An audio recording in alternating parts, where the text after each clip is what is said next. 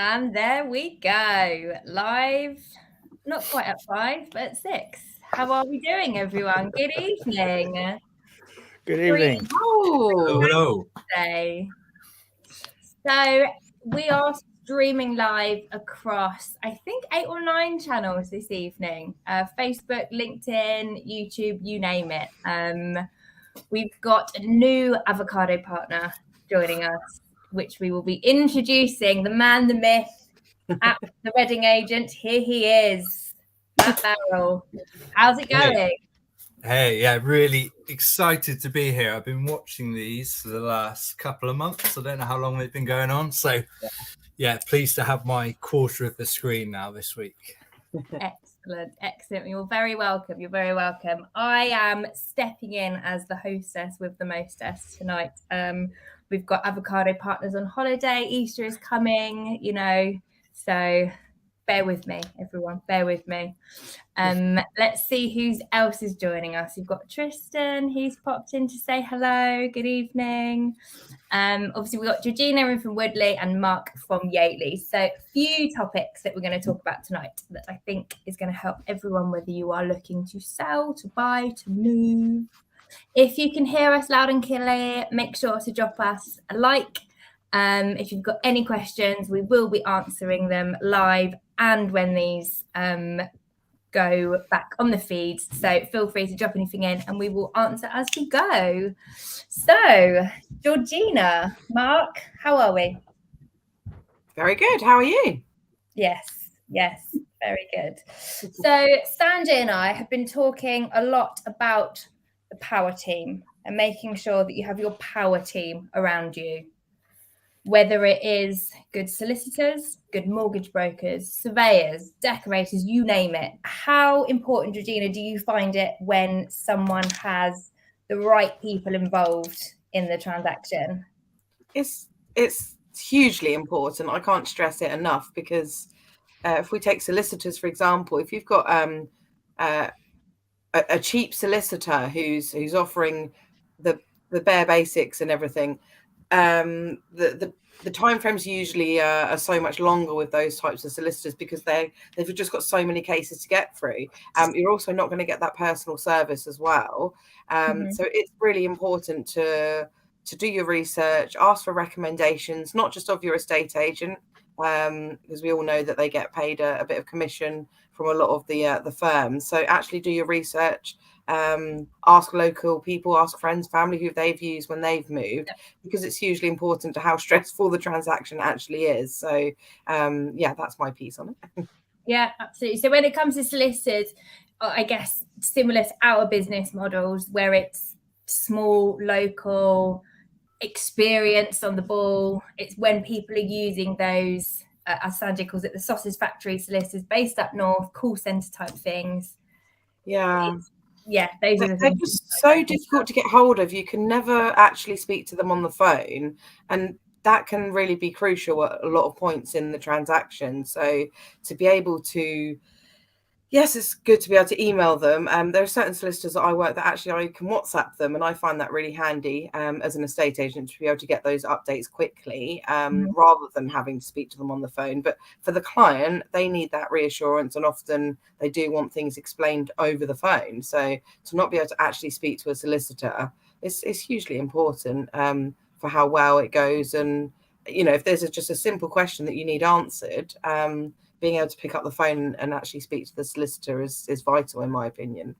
Yeah, no, I absolutely agree. I think sometimes people, especially solicitors, estate agents, we forget that the general public, they don't move every day like we do. These things come around once in a decade, sometimes at most. So, having someone who is there to handhold you through the process with experience that your estate agent can pick up the phone to as well. Yes, definitely. Yeah. Very good.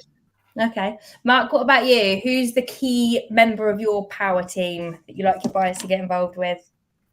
Me. Me. I do have a team, and something's falling up my ear. I do have a team, and it is one solicitor that I recommend. I've got, if people want a painter and a decorator, I've got one of them, and I always recommend the same people because they've never done me wrong. They answer the phone when they see it's my number. They answer straight away, give me updates. So if somebody asks me for a recommendation for a solicitor, it's always the same one.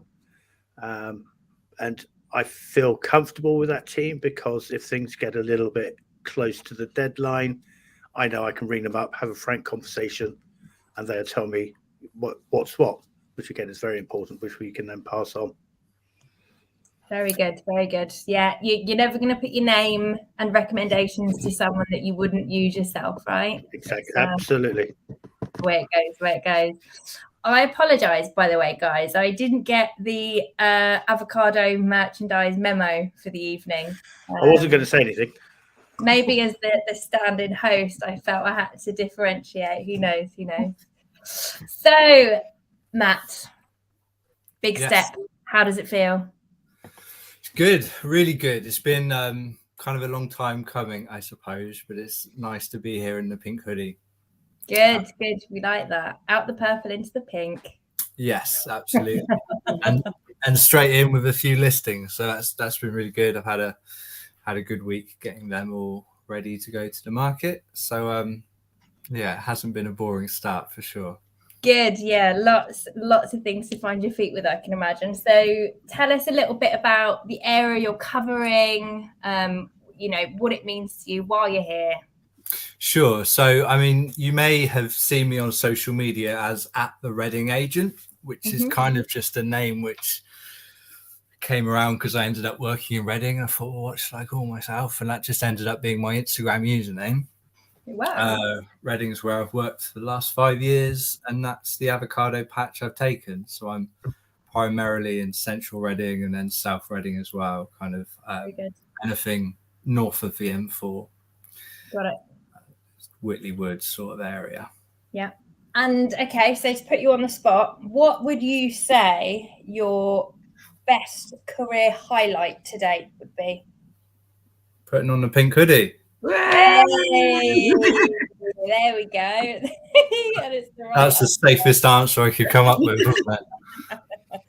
Very good. So the market, I think we can all agree, is bonkers. Is that still the word that we're using at the moment? It's the technical term, yes. That's the technical term. Buyers, when they're viewing houses, more often than not, they're not the only one getting to have a look. The advantage of time isn't there for people at the moment. So what advice, Georgina, would you give someone when they're going to look at a house, an apartment, when they're going to view something? What advice would you give them on the right questions to ask so that they can make an informed decision in the, with little time? So Sanjay actually posted a video on this, and it was sadly a buyer that was flung into an open house situation with other viewers inside the house at the same time, which is hugely disappointing for us in the industry to hear that that's happening to people. One, is a security issue for the sellers, and two, it's not giving buyers a good experience and to make such an important decision. So I did want to talk about what to ask, because sometimes you do have a very limited time period because there are so many people that are inquiring. You've got to have your time and use it wisely. So obviously before the actual viewing, I would say do your own research on the area. Where's the local shop? Can you stumble home from the pub if that's what you want to do? All of this, if you know the area very well, it's still important to actually do a drive-by of the location before the viewing is what I would say. The amount of times I've done viewings and there's been a pylon fairly close by, but you wouldn't immediately know it's there. Even if you know the area, if that's something that's going to put you off and mean that you're not going to buy the house, you're just wasting everybody's time if that's going to be a deal breaker. So you may as well find these things out before. Or if there's something that's an eyesore that you can only see from the property, you'd know that if you did a drive-by in advance anyway.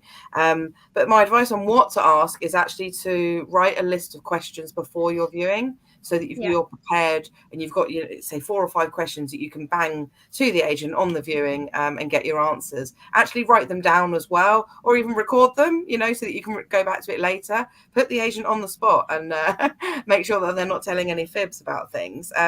So if you write down your questions, obviously the obvious ones are, what's the seller's position, which you might know from the details that it's no onward chain, but why is it no onward chain? Is it a probate, and has that already been sorted out? I would just ask these extra questions to know. Another good one I would say is who are the neighbours, because an agent that's got to know their seller will ask those sort of questions and know, oh, it's an old lady next door with a little dog, she likes a bit of help with putting out her bins and things like that. It's all part of the community of buying a property. And obviously things like what works could be done in the property. Could you knock down this wall? Have other neighbours done extensions in the area? Things that you can actually find out yourself by going on the planning records. But actually, it's nice to hear from an agent, other houses that have seen how it works out. So don't be afraid to put the agent on the spot and ask those questions. It's actually their job to sell you the house rather than just say, this is a living room, this is a kitchen. I'm surprised at how many viewers say that that's what they get when they go into a house and view. They just get sort of almost left to their own devices. And we are salespeople at the end of the day. It's not, I don't feel like I'm a salesperson, but I do try and sell the house on every viewing that I go to. I'll point out little things that wouldn't be immediately obvious. So I would say always prepare. And make sure that your questions are already prepared in advance. And I'm doing a blog on this, so I'll be dropping that fairly soon for people to go into more detail on it. Excellent. Hopefully it's a nice bank holiday reading for people there. I think it's so important for people when they're going around the house, like you say, to ask the agent things, but for the agent that is showing you the house to know who the neighbours are, to know the history, to know why the sellers are moving. It may be no onward chain, but does that mean they can move in 6 weeks, 6 months? There's so many other things surrounding it.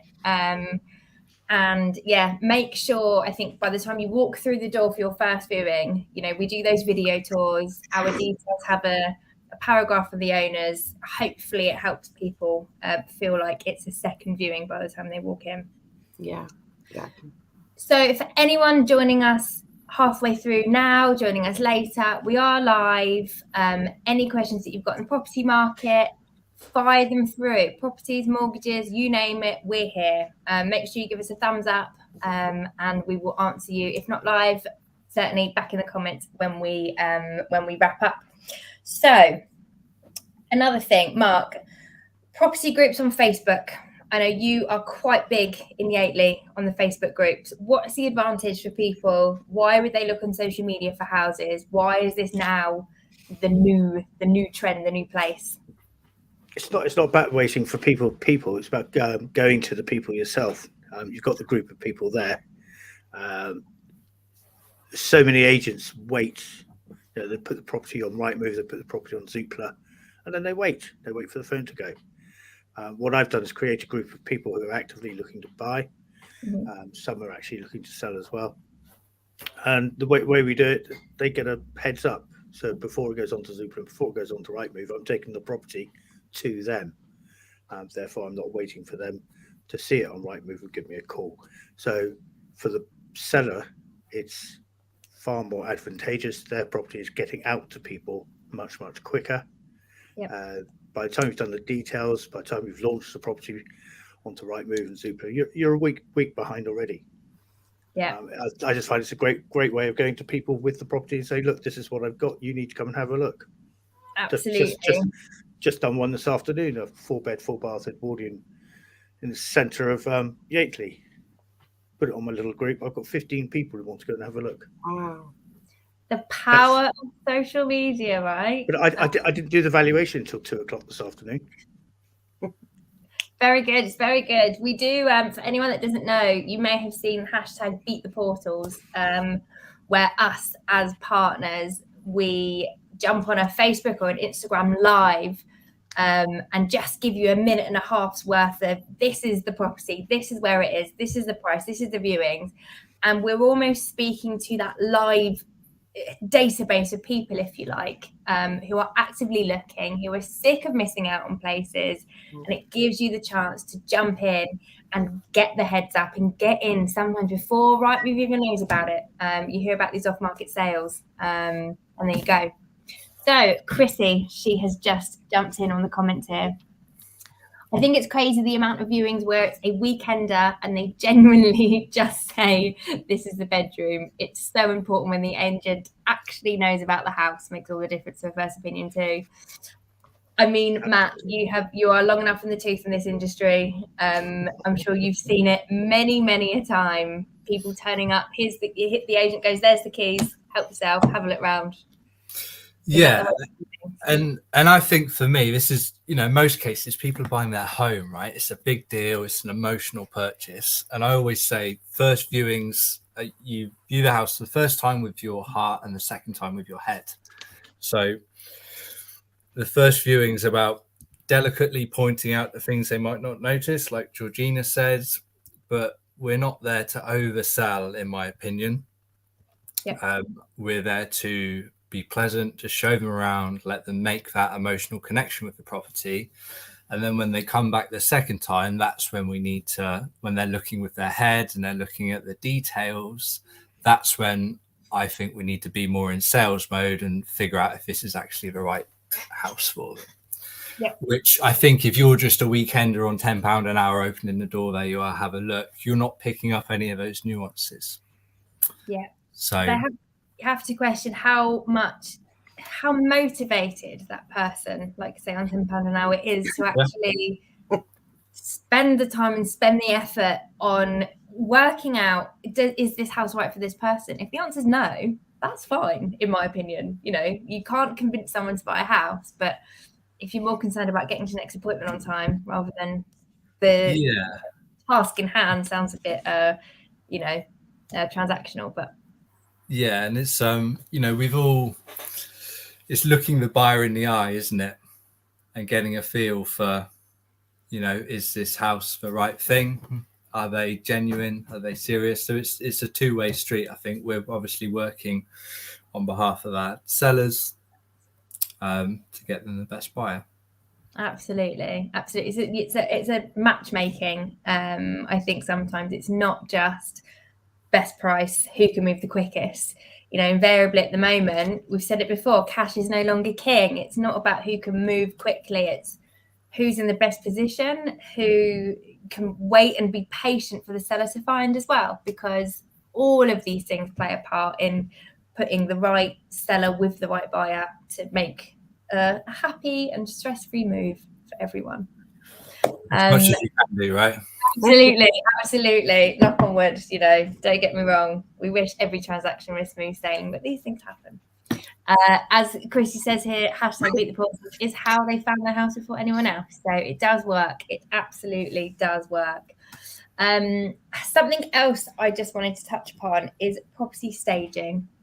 You can have a beautiful home, not too many years old, all the fixtures and fittings, everything in place is lovely, but unless you stage it correctly, you can get feedback saying the rooms are small, this, that, and the other. And so there are a few things that Sandy and I say to absolutely everyone when they're getting the house ready for photos of what they can do. One of the things, if you've got children, toys, fine, but just hide as much as you can. Hide what you can for the viewings. Keep the extra little kitchen out in the living room, that's fine, but keep it as clutter-free as possible. Plants is another big one. And plants for us are a big thing for a few reasons. They bring colour to a room. They bring fresh air. And I feel like it makes it look like you care for your home as well. They're such a poignant thing. So those are my two biggest tips. Clutter-free and go spend £100 on plants just to stage it, and it will make it all the world better. What about you, Georgina? What are any staging tips? What have you got? Yeah, I always go with pot plants for the front of the house for curb appeal and the garden, because a lot of gardens, people aren't always green fingered, but at least with pot plants, You put them there and they look pretty, and you don't have to do anything. You just buy them from a garden centre, put them in your garden, and woo, it changes it. But also you can then move it with you when you go. So it's an expense that you then take with you. And so that's my little top tip for people. Excellent. And if you're not green fingered, the pot plants can last just for the photo day, and that's all. That's all we need them for. Just one day. One day in an open house and viewings. Yeah. Mark, what about you? Have we got a furry friend with us there as well now? Oh, we've lost you on the sound. Mark? I think the mic's working. I'm here. There we go. Dog's still go. Someone left out in the kitchen. Hit us with your number one tip for staging a house ready for photos. Number one tip has to be cleanliness. Okay. I think cleanliness. I agree with your plants idea. I think that's a fantastic idea. I mean, big fan in this house. Yep, and bright flowers also work. But one thing that gets me is cleanliness. So it's not just cleanliness where you can see it. It's when they look behind the door and they see, well, you haven't hoovered behind there for the last 10 years, have you? Make sure greatest bugbear has got to be put the toilet seat down. Yes, if nothing else, put the damn toilet seat down. Well, that's odd for a man to say that as well. For a man to complain about that. I don't know about you three, but I always do a very quick recce before I go in the house. Toilet seats down. Yeah. Caught out too many times on that for sure. Okay, good. So keep it nice and clean, smelling good, feeling good. Matt, top tip. What's your best one? I mean, you guys, I agree with everything you said. The plants that are a quick win. I think the cleanliness is obvious, but I also think, if a house is you get to a certain point when you're investing money you're not going to get back potentially. So I would say to people, the cleaning, the plants, a lick of paints, putting up some photos. These are all quick wins, which are inexpensive. Yeah. So stick to the stuff which is easy to do and cheap to do that can make a big difference. I think on the flip side, sometimes people will, for example, put a cheap kitchen into a property just before they're about to sell it, and everybody can see it's a cheap kitchen. So that's on the other end of the spectrum where it's maybe going too far to try and increase the value where you don't need to. Yeah, absolutely. I think especially with some of your big ticket items, kitchens and bathrooms, those are sometimes the things that people will go into a house and go, great, I can put my own stamp on it. Whereas if they see a new kitchen in that's a bit mediocre, they don't want to rip it out just for the sake of it, So I absolutely agree. We have a house launching, funny enough, in Martin's Heron, that by and large it's fairly dated throughout. However, they've just given it a whitewash, refreshed all the woodwork inside, changed the carpets just so you can move in. You could move in and update the kitchen and bathroom and the decor as you go. But yeah, certainly it's like you say, the quick wins, and not sinking money where you don't need to. Absolutely. Bank holiday weekend is coming up. 4 whole days of no work for the majority of the general public, maybe not the avocado family, but if you haven't seen, we are doing a huge Easter giveaway. We now cover 4 counties, I think, is it? Berkshire, Surrey, Hampshire, Buckinghamshire, 4 counties. And we have a big hamper. If you've not seen them, head over to the main avocado page, is at Avocado Property.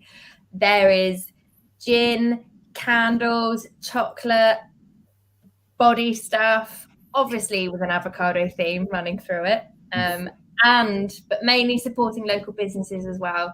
So there is 4 hampers to be won. You need to head over to the avocado page.